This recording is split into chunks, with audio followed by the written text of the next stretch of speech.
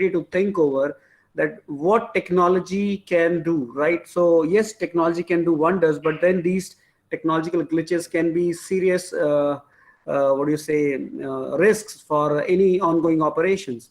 So I think what we can learn from this incident is that interoperability among the systems, among the applications is a very big challenge for any kind of systems to be developed. Like whenever we are involved in any kind of information system development or assessment, I think we must make sure that the design and the development of the system is a bit generic so that it can support and it can work with all kind of systems. Like if you see, there are various applications where you feel like you no matter what the load is, how many users are connecting, there is hardly any limitation in terms of performance or in terms of the quality. So that gives us an indication on, yes, the technology developments are there, but it brings a lot of opportunities also for professionals, right, in the field of consultancy as well as assurance.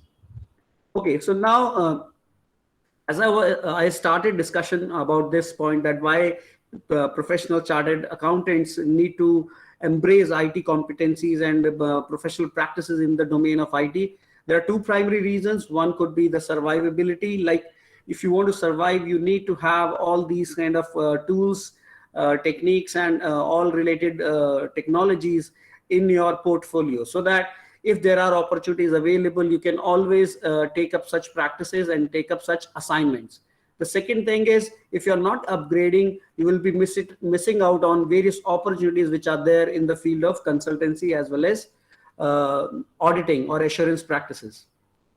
So now I was discussing that there are a lot of opportunities, and the broader areas are like you can be a consultant in the processes or technological adoptions that your clients are looking for. For example, your client is having a big process where a lot of data is involved, like transactions are happening, and then they are having issues like they want to have further development in their business. I can take an example of a retail store, right, where you have a multi-specialty retail store and they are having competition in the market around them, and they want to practice certain things by which they can have much better returns and much and less wastages in their operations. So what you can do is you can study their business historical data, and you can apply business intelligence and can adapt, can study patterns and tell them what they can do to improve their returns or their business operations. Like you can focus on minimizing average shelf life of a product, right, by studying that what is the customer behavior and purchase patterns. So there can be so many things that you can do when you start studying business data, and you can apply business intelligence practices. Same way, you can have restructuring of organization where you can minimize and you can have better utilization of human resources and other resources.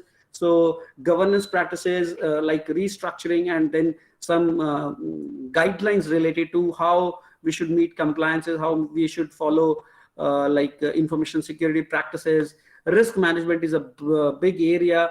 Like every business faces a lot of risk, and risk management services can be offered to businesses where they are finding it difficult in mitigating those risks.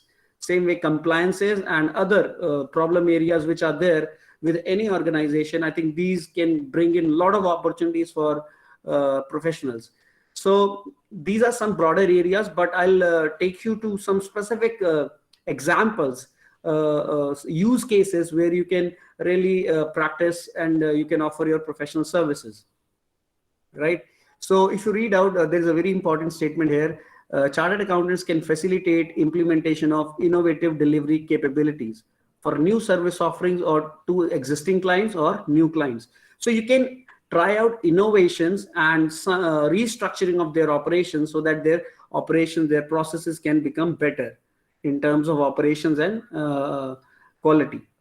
So let's take this small example here. Like many a time you might have observed that on Saturdays and Sundays, that is weekend, you may face heavy rush in malls where you have all sorts of product under single roof. So waiting for billing on the counters in mall can be considered as a serious problem, because there's a possibility, there's a risk of potential loss of customers, right? So this is a significant risk, but whether we should do anything in as a solution to this risk or not, that totally depends on the impact of risk, right? How much impact it has. So my one suggestion to every practitioner is that when we start observing a problem, I think we should not hurry up in coming to conclusions or jump to conclusions. Rather, we should focus on root cause analysis, and then we should try to understand the problem, what are the causes, and then we should try to understand multiple perspectives, that okay, what all things are related to this problem, what all potential solutions are there, and then we should try to understand the data related to that problem, so that we can understand the magnitude of the problem, how much impact it is having on the whole process, and accordingly we can then select the appropriate solution out of the alternatives. So considering this problem, if we start doing a root cause analysis, I think we can start observing the facility where this problem is being faced. We can see how many counters are there, what is the average processing time taken up by every operator on billing counters, right? Then we can see whether there is actually potential loss of customers or not.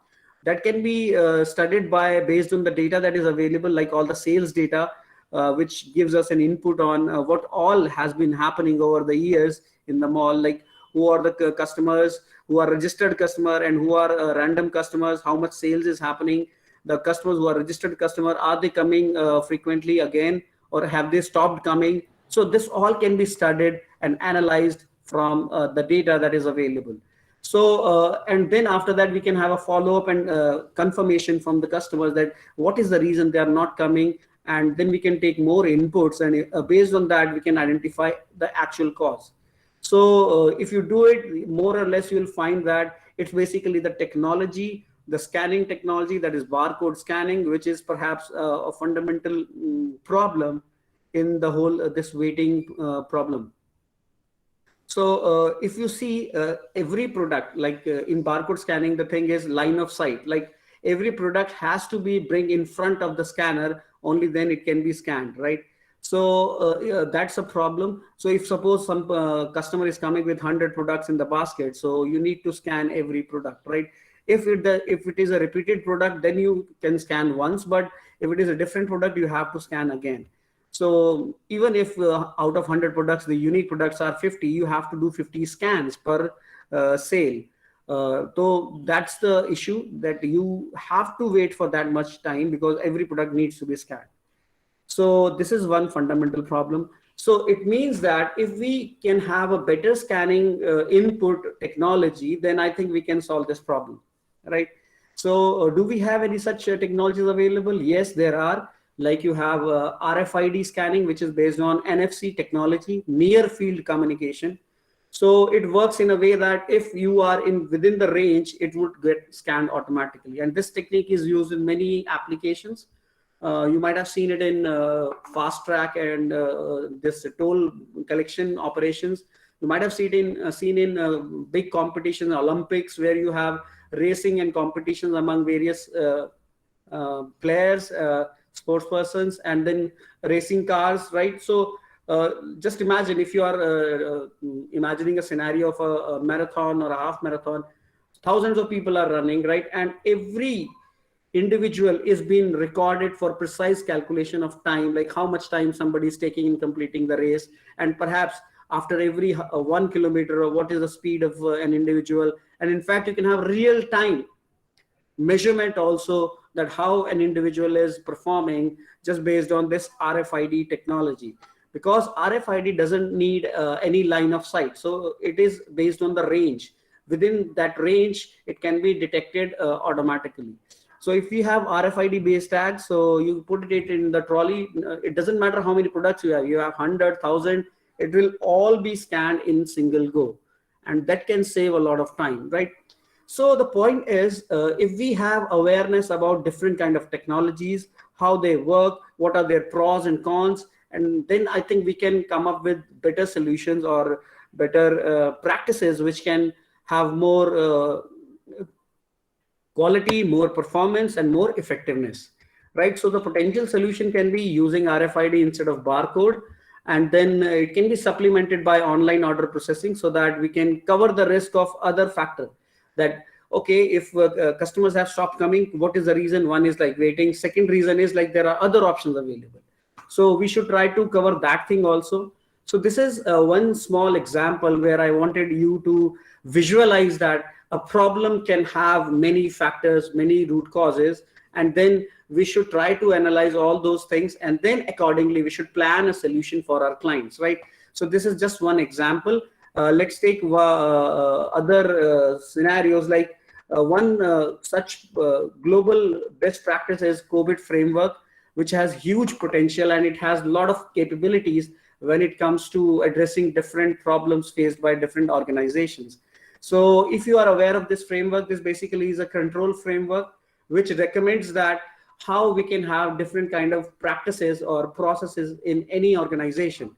So if you are practicing this COVID 5 and if you experiment or learn about COVID framework, so you can have a huge amount of opportunities, not only in India, but international level also. So that's what my suggestion is. You should try to expand your portfolio, add more and more skill sets so that you can work at global level also. So the good thing about COVID framework is that it covers all the processes, almost all the processes, covering related like your risk optimization, risk management, benefit delivery, then you have operations, you have compliances, then you have project management. Anything that happens in any enterprise, they have tried to cover every process, right? And this is how it has evolved over the years. So it's not a small framework. It has been evolved over a period of time with inputs from all the experts from different industries. So it has huge value. You can get what do you say, a certification in this domain and get experienced people, maybe some person which are part of your firm. You can ask them to explore this and get certified, so that you can add this to your portfolio, your firm's portfolio, that you are offering COVID 5 certification, COVID 5 based assurance practices also, right? So if you have this COVID 5 or COVID 2019 skill sets in your firm, you can solve any problem of any organization. That's the scale and that's the capability of this framework. So this is one area that you should try to practice. Then many times people like clients want to upgrade their system and they want to migrate to better systems which provide more what do you say, management and more better handling and controlling of their operations. So in that sense, I think one major observation in recent trends is like people are offering for ERP based solutions or cloud based systems. So I think it totally depends on your interest area. If you have some team members in your organization who have interest in these areas, so you can get them trained in these modules, ERP packages, especially finance and controls. If it is that part, if that is a specialty of your employees or your firm HR resources, you can explore those modules of selected ERP packages, and then you can offer consultancy and what do you say, management services to your clients, right? And in fact, it's not just limited to running a particular module. You can help your clients in selecting the right package, right? So you can assign this task to one of your employees or HR people in your organization that explore ERP packages related to insurance domain or banking domain or other domains where you have more clientage, right? So that gives you more possibility of offering your services. So you can select a range of packages and then you can review them, which one is more suitable. So normally the challenges with ERP packages are of only two types. One, the selection of the right ERP package. Second is the implementation. So you can facilitate both the areas. You can help your clients in selecting the right package by doing market research and comparative analysis of various packages. A lot of reports are available from expert agencies which you can use, and you can build knowledge base based on which you can offer consultancy to your clients on which package is more suitable to them. And second, once the package selection is done, then you can assist in implementation of the package, because if ERP is not implemented properly, then again it's a big risk. So these are the two areas which you can practice. Totally depends on your interest area and the capabilities that you have in your organization. But yes, it has a huge potential. You can really get significant assignments, high value assignments when it comes to ERP based consultancy. Now, beside this, there are so many things that are happening around us. Like this is one example, compliance assurance in e-commerce. So you might have heard about this term called PCI DSS. This is Payment Card Industry Data Security Standard. It's a standard which has basically been floated for ensuring that the data of credit card, debit card, and other e-payment modes of customers is safeguarded with proper security. And it is maintained by a council with the title Payment Card Industry Security Standard Council. It basically include representation from various big players like American Express, MasterCard, and many more players are there. So the idea is that this standard is a compliance standard which is mandatory for all the e-commerce players and players who are dealing with credit card and debit card data. And if you check your mobile phones like Paytm application and many other applications, all of them have to get it, file ROC, that is report on compliance annually. It is mandatory. So just imagine if you get assignment related to PCI DSS audits, how good it is for your firm. Now your question should be like how we can get this capability, right? Or how we are eligible to be a practitioner in this domain. So you can go to the council's website, Payment Card Industry Security Standard Council, and you can explore how you can be a QSA. QSA is Qualified Security Assessor, who is entitled to do PCI DSS audits. So you can check the eligibility criteria and other qualification requirements, and then you can get your firm QSA certification. And if you are QSA, then you can imagine what kind of work you are going to get.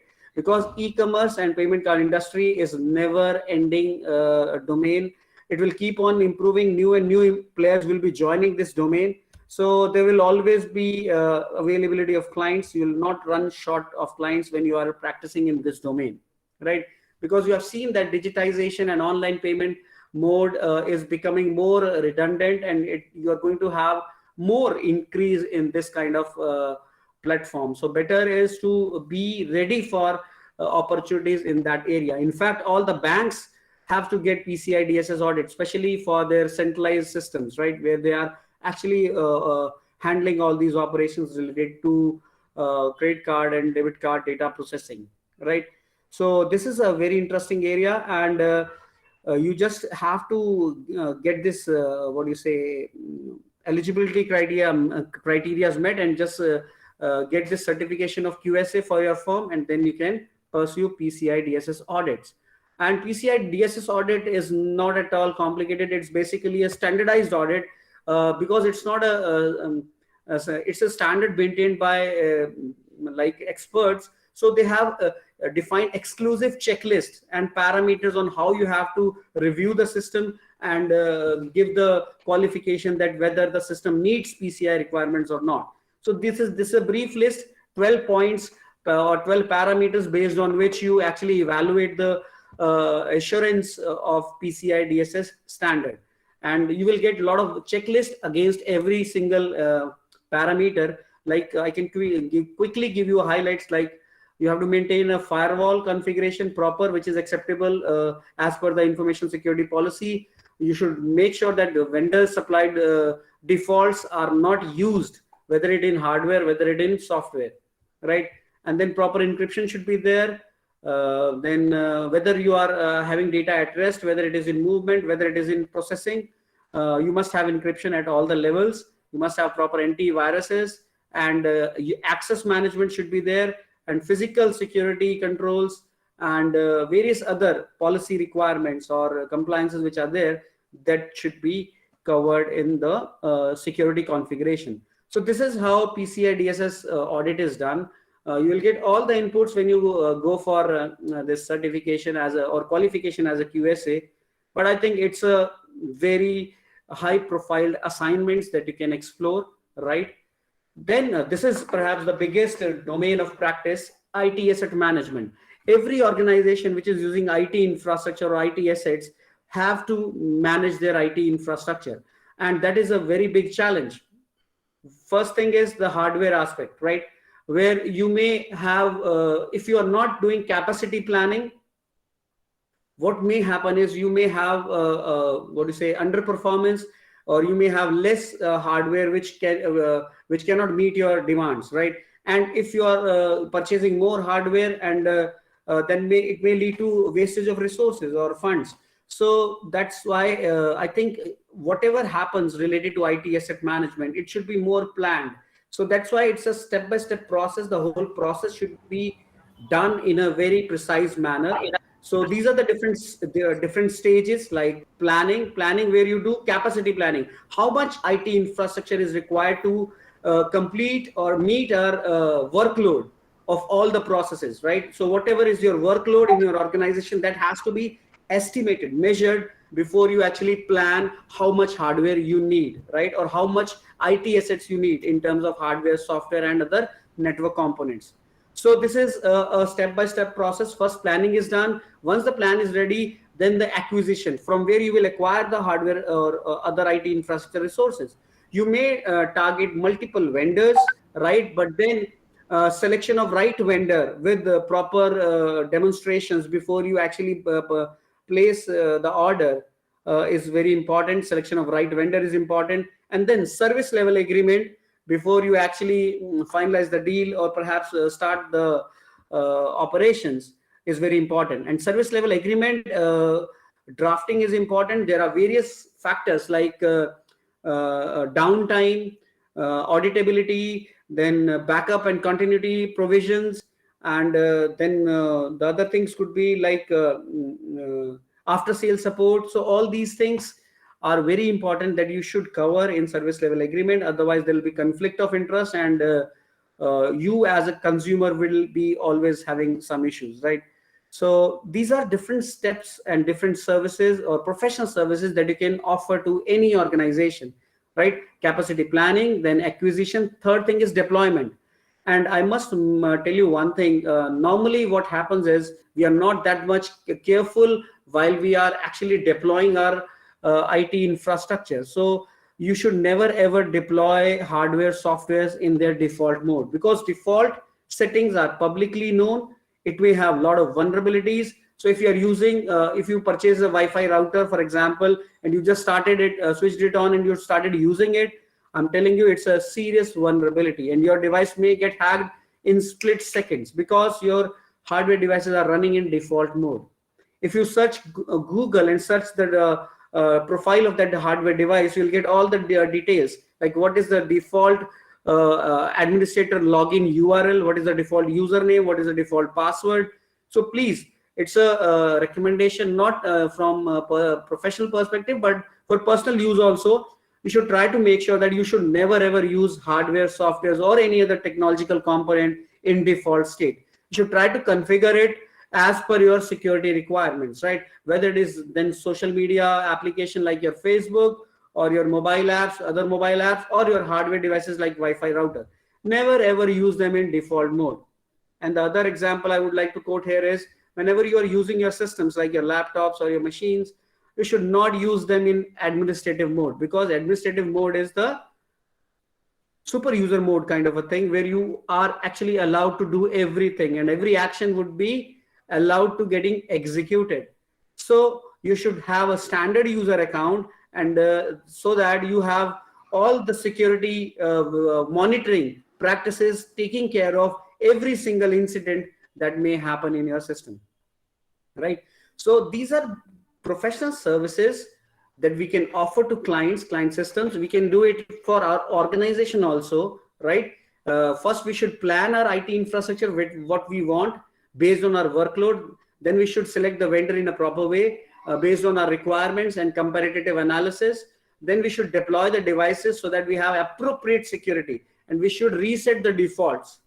That is a very important thing. Then regular monitoring is very important, so that if there are any issues, you can identify those and you can quickly get the maintenance done, right? And there will be a time when your hardware will show down performance or maybe losing its effectiveness. So there will be a time when you have to actually retire your hardware. So in that case, you have to take this process very carefully. You have to take care of e-waste regulation. You have to take care whether your sensitive data doesn't get leaked out when you are disposing of your hardware or you are selling them out, right?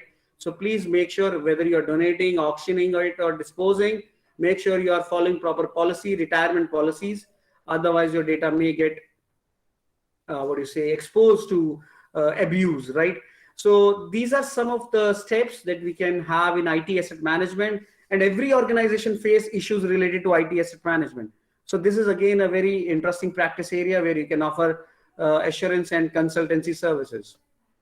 Or in fact, if you have queries like how we should start, this is too technical, I think you can start from your own firm, right? So do IT asset management of your own firm, and then you will feel like how important it is and how significant it could be. And then you can start selling these services, or you can offering these services to your other clients.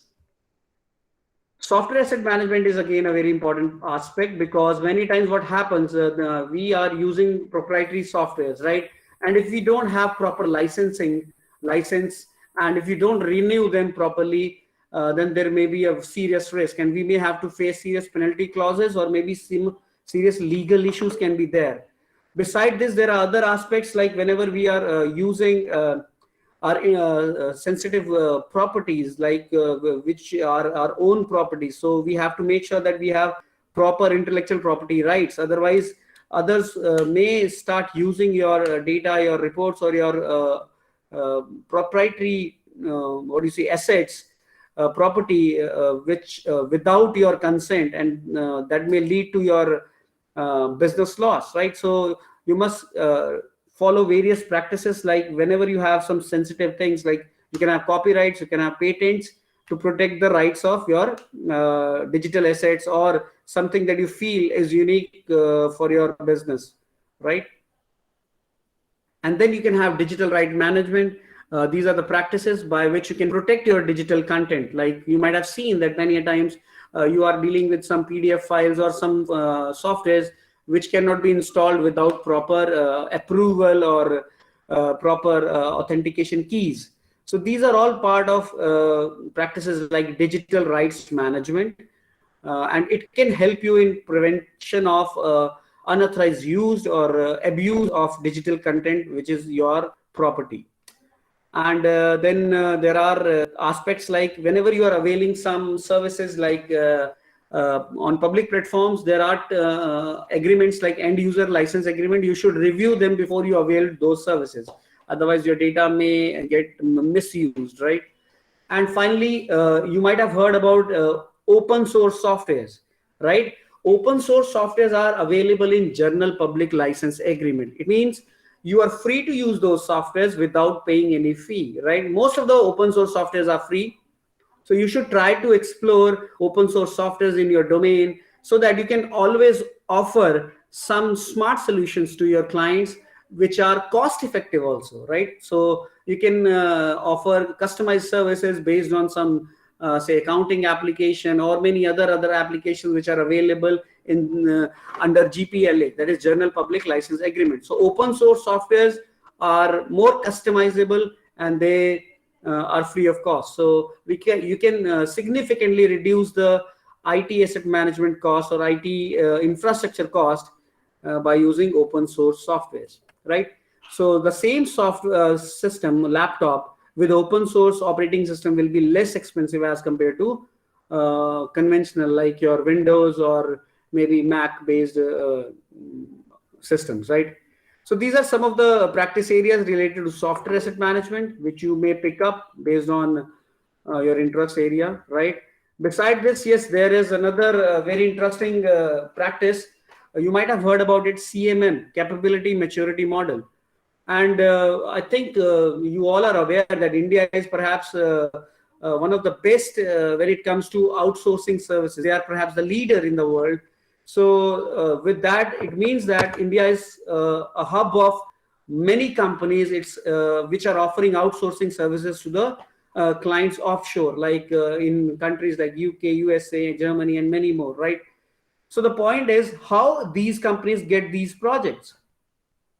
Well, the simple answer to this question is that these companies apply to RFPs, right? Request for proposal, which are offered by the companies, which are looking for solutions like all outsourcing vendors. So they float RFP, and in the RFP, you will see that in eligibility criteria, they would have mentioned that they want at least CMM level 3 or above.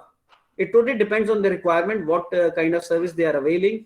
Capability maturity model is a ranking system which basically rank any organization based on its capability. How mature the capability of an organization is in terms of delivering services or completing projects for their clients. So these are the 5 levels.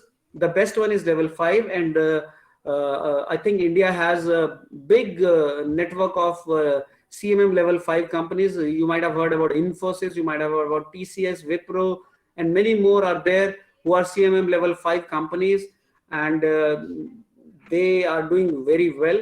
So now what is the opportunity? Where is the opportunity? The opportunity is that every outsourcing company needs to have CMM certification.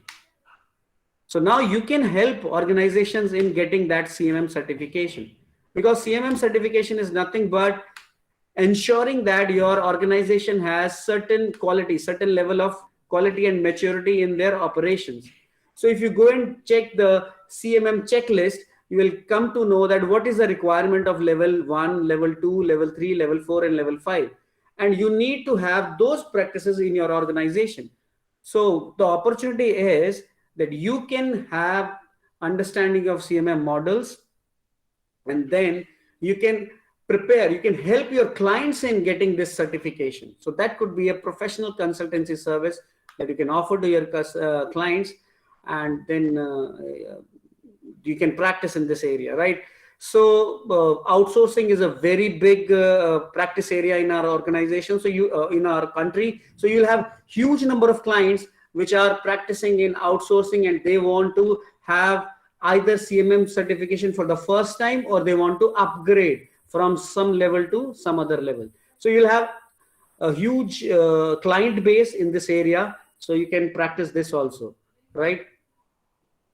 Then you have, so BPO perhaps is one of the biggest practice area for all of you. It's not just related to CMM certification. There can be a lot more compliances, right? And every domain has different kind of compliances. Like medical will have different, legal will have different, and perhaps most of these will have some compliances which are your specialization area already, like GST and IT and many other related compliances. So I think BPO is perhaps one of the biggest industry, which is your biggest client base. So you should try and explore professional opportunities, and not only the in terms of compliances. Perhaps you can have BI based capabilities also. You can have IT asset management audits also in these areas, because every one of them would be handling a lot of IT infrastructure for running their operations. So this is a big industry for all of you. Then comes XBRL. I think you all might have heard about it. It's basically a standardization of reporting or exchange of data across multiple systems or diverse systems. So yes, you can explore what do you say, practices in developing taxonomies, because everything depends on the taxonomy of a XBRL document. XBRL is nothing but it's similar to your XML, but XML doesn't have context or rule base. So the only thing XBRL brings in is automatic validation of document.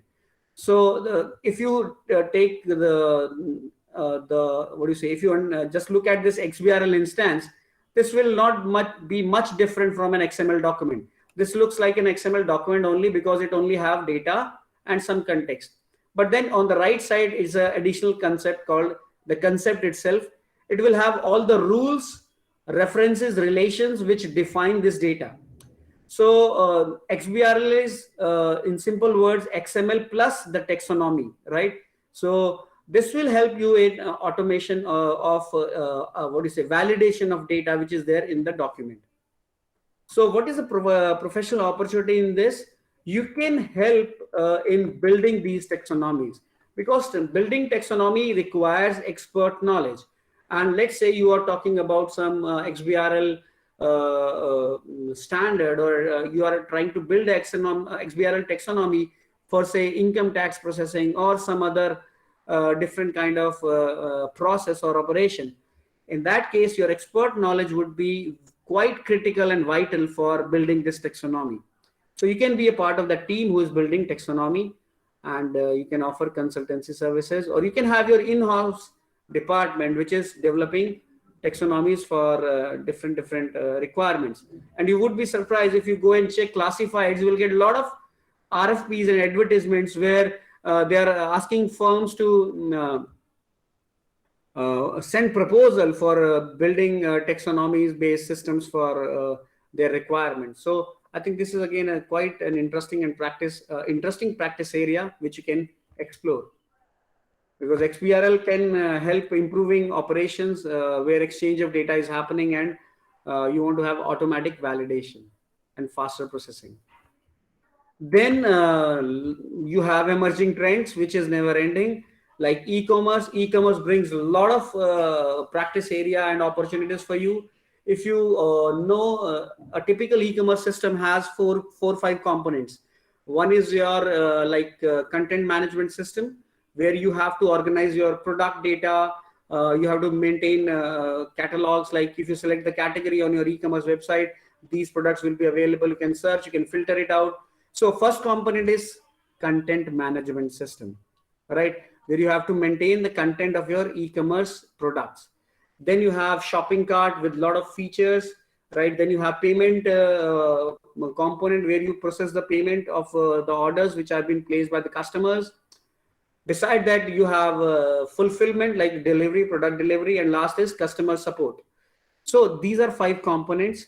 And you may have many clients around you who are thinking and who are thinking that they should move their business operations online, like on e-commerce. Because with e-commerce, you are getting a lot of advantages. You get a huge client base. You can reach, in fact, every single client across every part of the world with the help of e-commerce, which is not possible physically, right? So that's the beauty, that's the capability of e-commerce. So you can have interesting practices. One is like you can offer consultancy to the clients, like how they should plan e-commerce systems, whether they can move all the components on whether they can outsource all the components, or you can have some component in-house or some outsource. And if you feel like you are having a shortage of budgets and you cannot go for full-fledged e-commerce development or hosting, then I think you can recommend your client to go for existing players like Amazon, Flipkart, and many more. And you can tie up with them, and you can put your products online, right? So there are so many things that can happen. And then, of course, security is one very interesting perspective of e-commerce. So you can have security audits, you can have security consultancy practices, risk management. These are the practices that you can offer to e-commerce players. And PCI DSS audit is already a compliance requirement which you can talk about. The other interesting area, business intelligence. I think I've given you an example also, like you have a client with retail store where you can have study of their business data, and then you can propose alternative mechanisms by which alternatives by which they can improve their business operations. They can improve performance by reducing on shelf life of the product by carefully procuring the products based on demand and sales patterns of the purchase patterns of the customers. Then data analysis is something which is quite generic. I think every individual in your firm must be expert in data analysis, because you cannot really excel or move anywhere until unless you have data analysis capabilities, right? So you must have skill sets like MS Excel, SQL language, which is generic.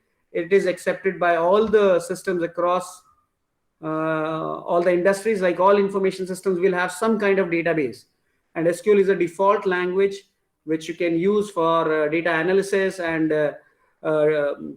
extracting data from the database for preparing your report. So that's a skill set that you must have in your organization in adequacy, right? In in abundance, right?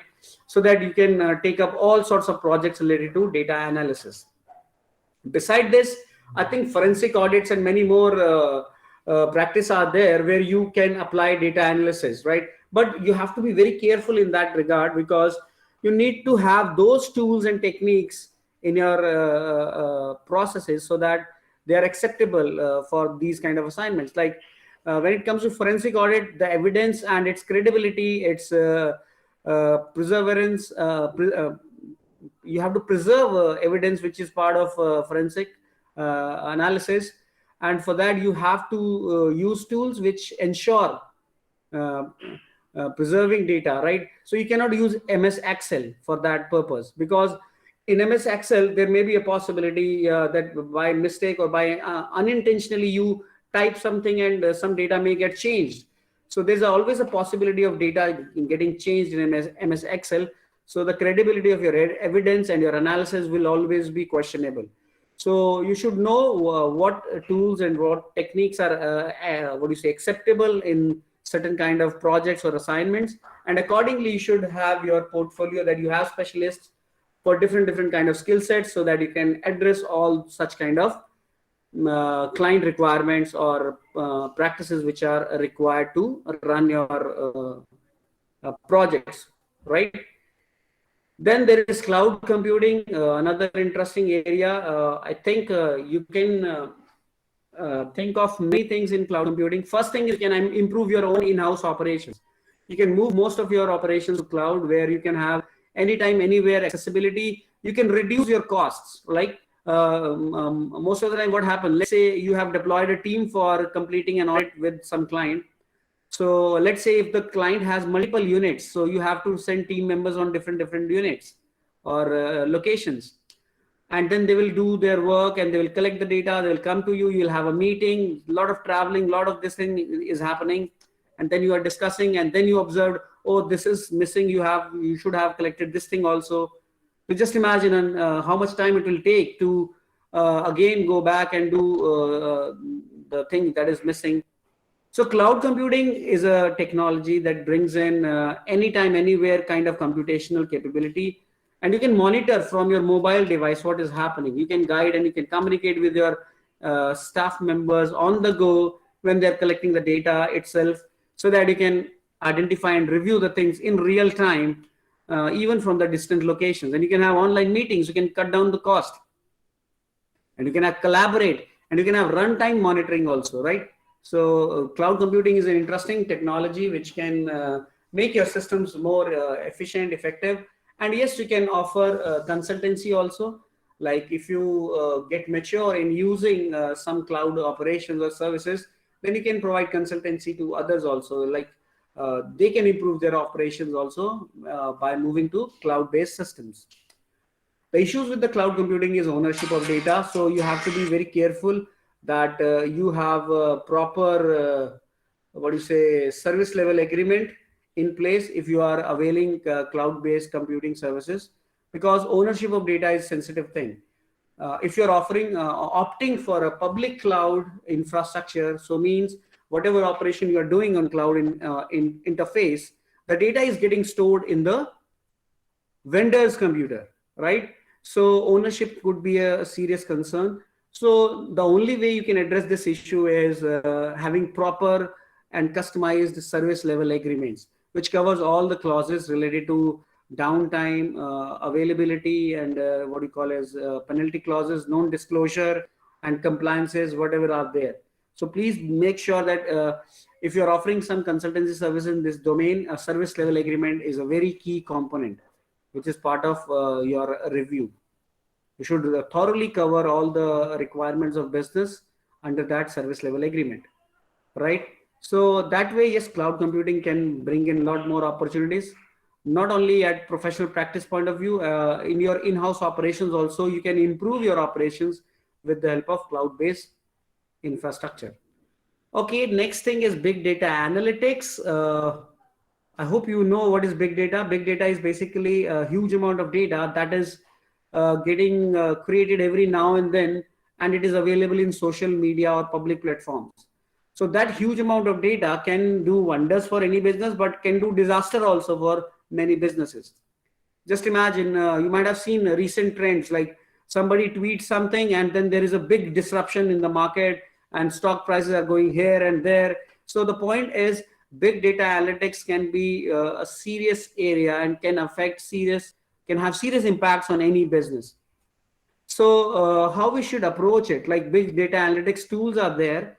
So the idea is to have a real-time monitoring of all the social media, that what is happening, and you can configure the tools in a way that you can define certain keywords. Like if your organization is say ABC Limited and your product is XYZ, so you can define such keywords that whenever anything is happening on social media platforms related to these keywords, you will get an automatic notification with along with the detailed incident, that what somebody has posted or what they are talking about,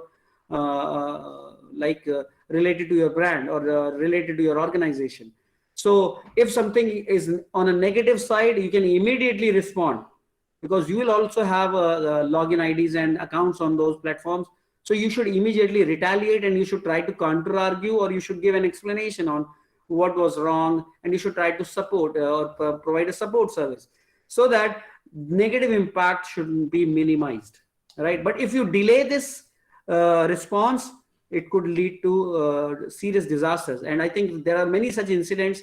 I think Nestle Maggie case was a big example, where they really failed in dealing with big data analytics, and they failed in responding in due time. They were very late in responding, and by the time the whole damage was done, and it took a lot of time to fix that damage, right, to come back to the same state. So that's what I'm saying. Big data analytics is a very sensitive area and practice area. You can have tools for that, and then you can offer services to various clients, right? So you can get a tool of big data analytics, and then you can have projects with the clients. Like if there are 5 clients, you can have different person assigned, and they can keep on monitoring, and they can provide reports, and you can offer what do you say, support services, right? Like your people would offer big data analytics services, and they will take care of all the responses and everything on behalf of your client. So you can get their big data analytics process outsourced to your organization, and it is totally based on analysis. So you don't need to be technically specialist in handling this. So there are tools only, and you can get a training done for specific tools in your organization, and then you can have expert pool of resources available which can offer these services. Then you have mobile computing and BYOD. Yes, mobile computing and BYOD can help in making your organization more productive, more elastic. You can move and work on the go. So that has a lot of advantages, but then there are risks also. You should focus on proper policy when you are using such technologies like mobile computing or BYOD. So you must have BYOD policy which focus on acceptable usage, like what you are allowed to do, what you are not allowed to do. You are not supposed to store data in your personal device. So your application, your software system should be designed in a manner so that all the data and the transactions are actually getting updated in the centralized server or some central server rather than your device itself. Because if the device gets stolen or gets hacked, it may lead to exposure of data. But if it is in the server, your even if the device get hacked, your server would not be affected from that. Okay, so next is Internet of Things. That again is a very big area of practice that focus on automation of operations. And I think you might have heard about smart cities, smart cars, smart healthcare services, smart agriculture, then smart home automation and all those things. These are some of the examples of IoT. The idea is to connect electronic devices through internet so that they can share and communicate and give you a remote control capability and monitoring capability by which you can have much better controlling of your operations. Specifically in manufacturing industries, IoT has a huge potential. Like if you have a big setup where you have to monitor things from a distant location, then you can have IoT based system installed with sensors and you can monitor almost everything. right? Just imagine about oil and gas industry where they have huge pipelines for transmission of this fuels. So there, just imagine, is it possible physically to maintain things and monitor things? Considering the huge setup they have, I think you cannot survive without technology, right? So you have to have IoT based system which are monitoring things in real time and giving you input so that you can have prompt action based on your findings. And finally, blockchain. I think this is going to transform many things around us, but all depends on how the business owners, governments look at it and how much intent they show in terms of blockchain, because blockchain brings in a capability by which if a system is there which is doing some transactions and a transaction has been executed, there is no way you can go back and change the transaction. So it's a system which is going to bring in more assurance, more transparency, but I doubt people's intent, or maybe intent of um, business owners, whether they want these kind of systems in place or not, right? But yes, there are a lot of opportunities. Let me just take you through all these things. Like I explained, e-commerce has multiple components, and you can have assessment, audits, and perhaps what do you call BI, also business intelligence, to improve these operations. Let's say there are two e-commerce players. One is offering better services than other. The other is worried because he's number two. He wants to improve his operations because it affects the sales and profits and returns. So they may hire a consultant or an expert or maybe a auditor, that can you please review our operations and can see where the problems are there and how we can improve our system so that we can meet our targets. So yes, such kind of audits can be there.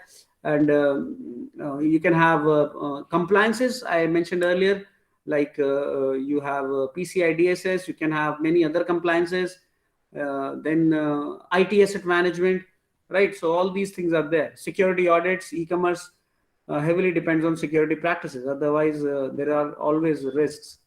When I mentioned about BI focuses on improving the process and focus on decision making based on extensive data analysis of business data, historical business data.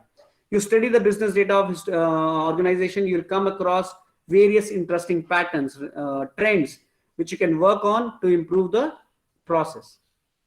You can help in reducing waste, and you can help in identifying bottlenecks, and you can restructure the process, re-engineering, maybe to make the system more productive and effective.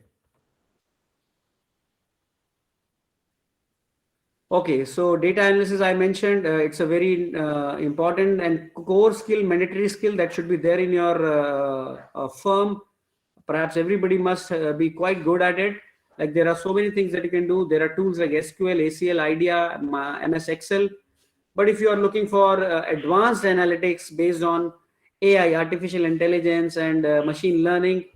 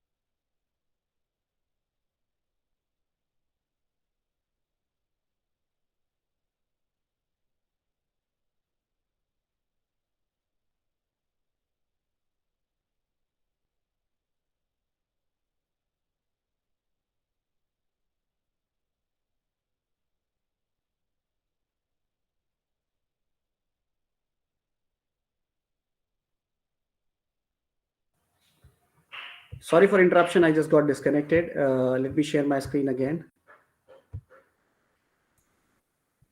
So yes, I was talking. I hope I'm audible. So I was talking about this tools and techniques, right? So you can use these tools, and if you are looking for analytics like R language, Python, MATLAB, so you can use these languages. You can develop new tools or new models based on AI and machine learning to offer services like predictive analytics. Like you can predict future based on data analysis, and then you can recommend solutions and services to your clients. So data analysis is perhaps one of the key skill area. I talked about cloud computing. It's like pool of resources are available, and then you can connect and you can do operations from any time, any location, at any time, from any location, from any device, right? Then I talked about big data. It's huge amount of data which is increasing every now and then, and you can really observe it, monitor it, and you can offer services to your clients on handling business data and responding to anything that is happening related to their business on these platforms. Mobile communication, BYOD, I mentioned about all these things, that you can have proper policies when you are planning to use these kind of technologies. Then IoT is Internet of Things, like smart connectivity across various devices, so that you can have better monitoring and control. So the opportunity for auditors in this is like every connected device has issues related to security and data privacy.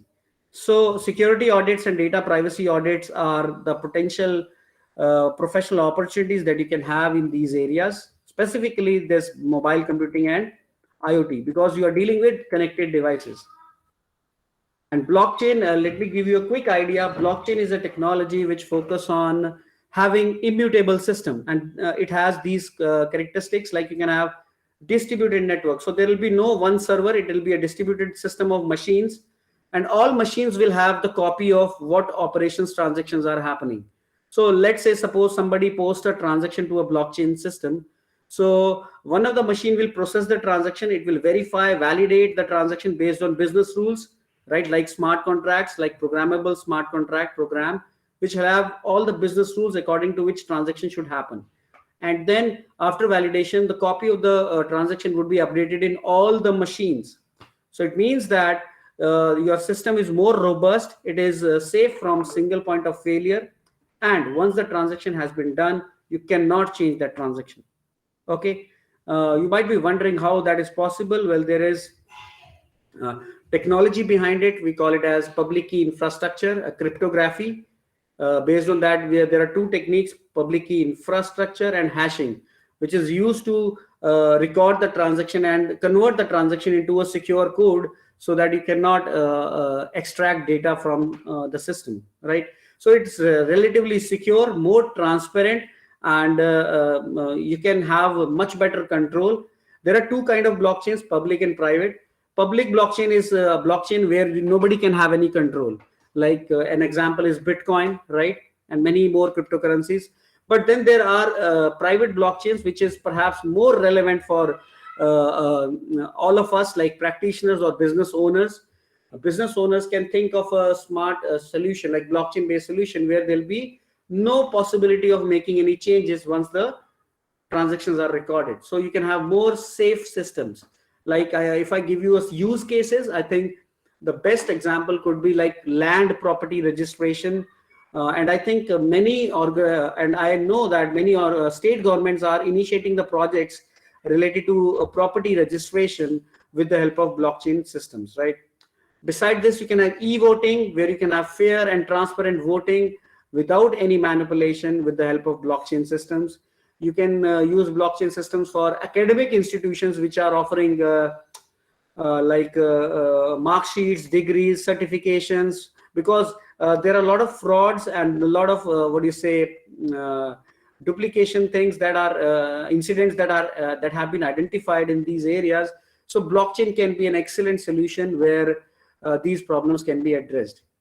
So just imagine blockchain is a technology which has huge capability, And yes, you, if you understand that, you can recommend your clients for having a development of systems so that they don't face any risks which are there in the organization, like tampering or manipulation of records or frauds.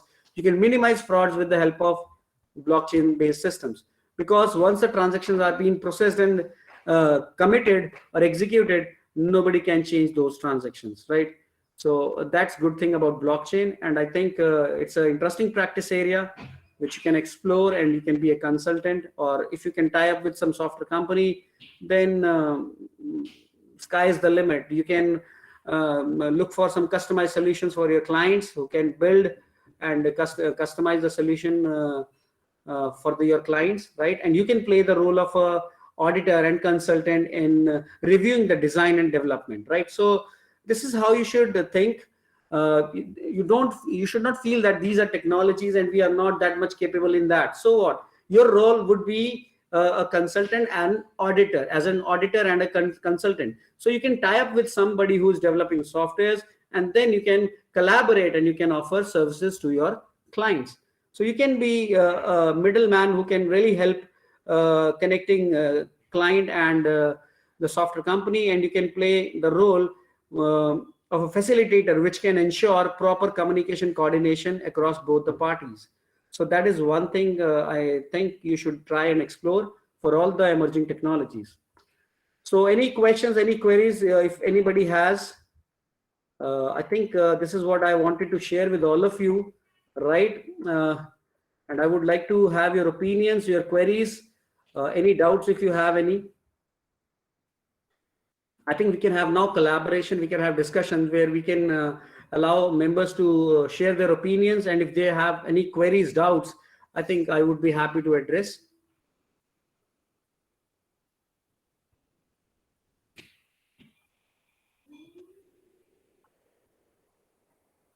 May I request the organizers or the event coordinator to please take the charge? Right.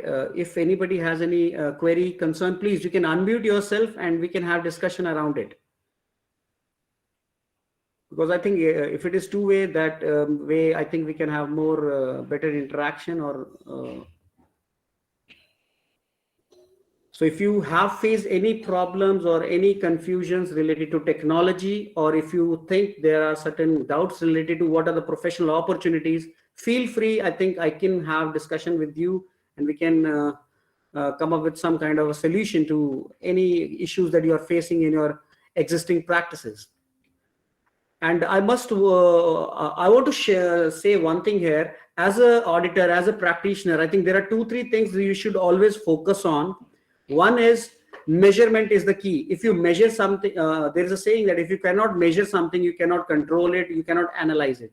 So always focus on measurement, right? More you measure things around you, better control, better analysis can be done, and you can have better hold on the situation, right?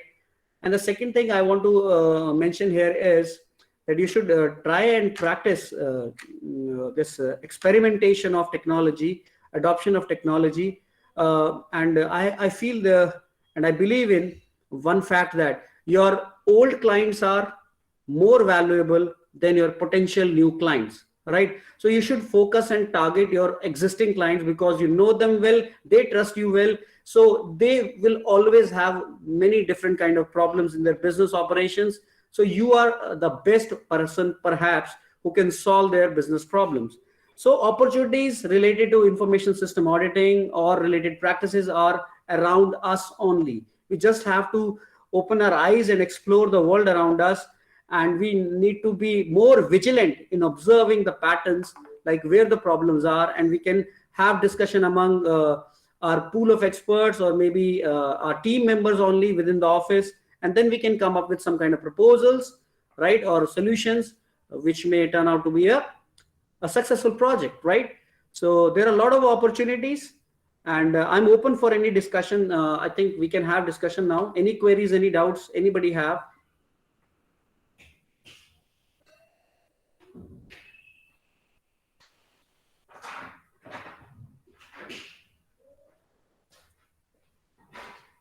I think you can unmute yourself if anybody wants to share some opinion.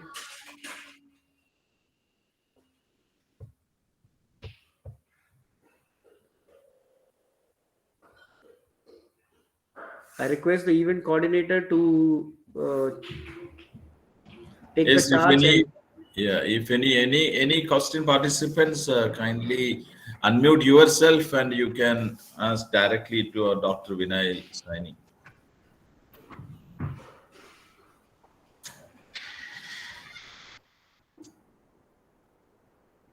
I think one thing that you can do is you can start from your own firm, right? You can start reviewing your operations, whether you have proper capacity planning, whether you have proper IT asset management or not. That way, I think that would be a good start to exploring professional practices in IT, right? Or IT related services.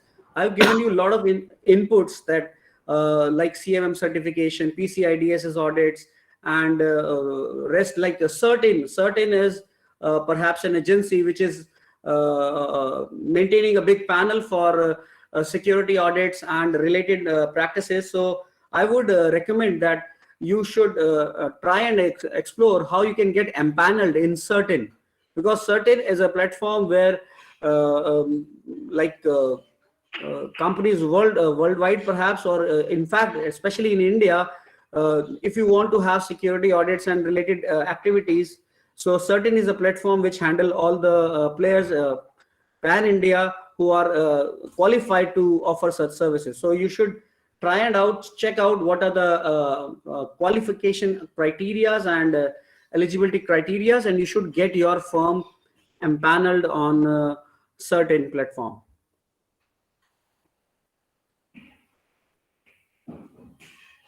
So yes, any queries to anyone? Okay, any feedback, any opinions you want to share?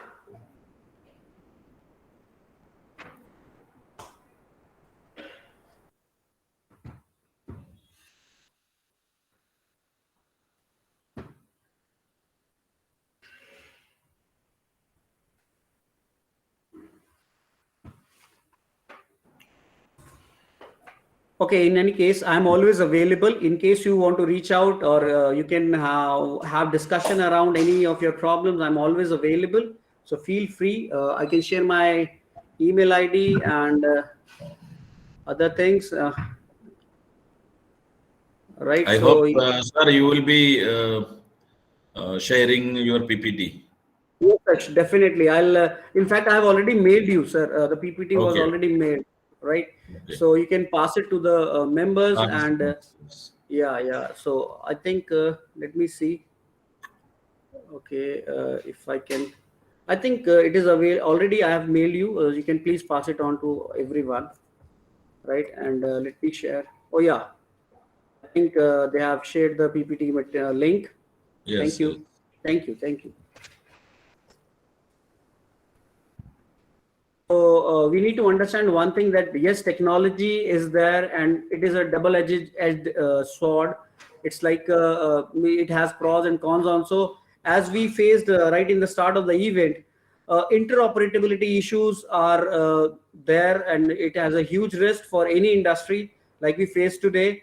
I was trying to use that platform, and there was some issue that it was not able to work on my platform. So I tried the other service. So Google service is working. So it's not that I'm trying to come up with some kind of an explanation. The idea is we need to learn a lesson from it, that interoperability among systems is a big risk, right? So we must focus on designing systems and technologies where interoperability issues are not there, right? So that's one audit point we can take away from this incident that happened today. So when we are reviewing system, interoperability is something we should always focus on in terms of designing and assessment of systems. So that was all from my side. In case you have any doubts, queries, I'm always available. Feel free to contact, and I would be happy to collaborate, because we are living in a world of collaboration, right? You cannot really move along individually. We have to collaborate. We have to work together, because when we work as a team, your what do you say, capabilities, your abilities gets multifold, right? So you multiply your capabilities when you work as a team. So that's all from my side.